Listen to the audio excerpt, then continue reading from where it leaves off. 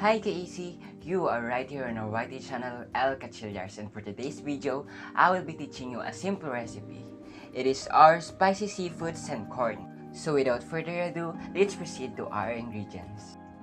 Paprika, oyster sauce, black powdered pepper, seasoning granules, sugar, mussel stock, chilies, butter, onion and garlic, corn, squid, and of course our mussels.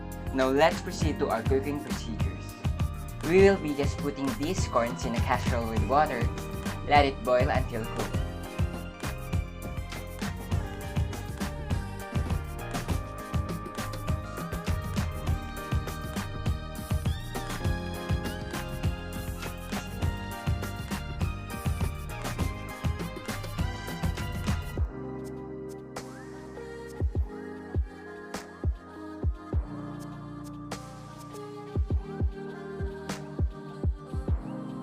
Now, in a large pan, we will be just melting our butter.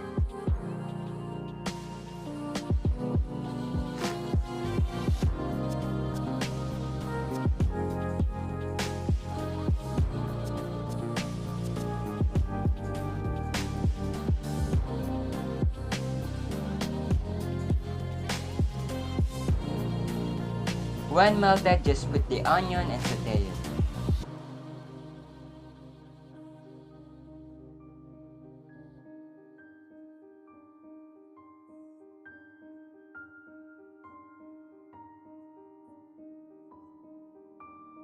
And of course, the next thing to saute and to add is our garlic.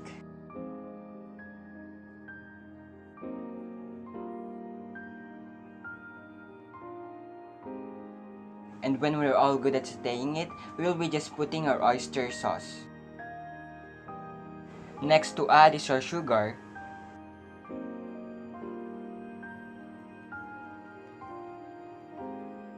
Now spice it up with our chilies.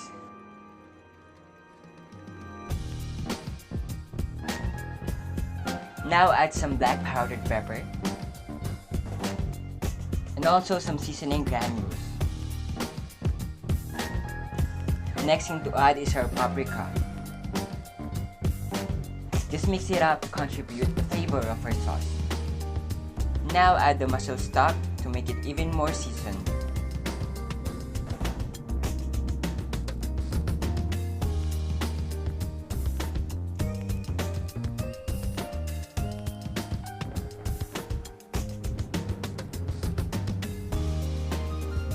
Now we're good with our sauce. We will be adding the squids.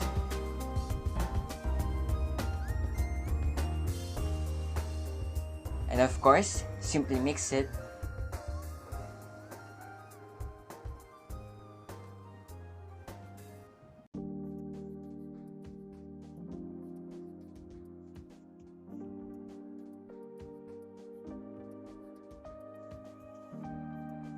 And when we're done cooking our squid, we will be just adding our mussels.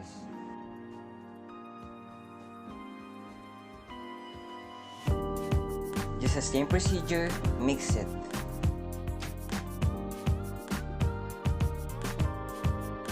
And when we're done mixing it up, we'll be just putting our corns.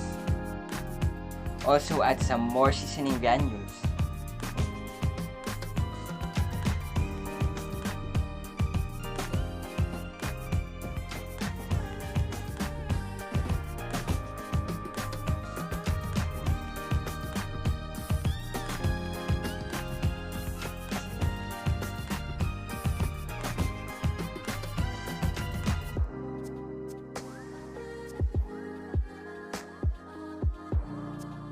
Now add some salt.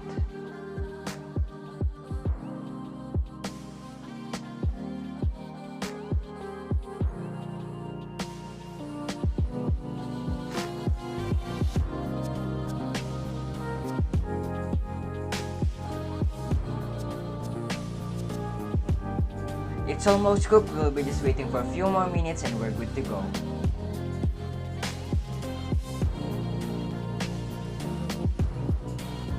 And now here is our final product. And that's what you've seen. It's just easy to cook and you guys can try it at home. Well anyways, thanks for watching. Don't forget to like, subscribe, and click the notification bell for you to be notified for our future uploads.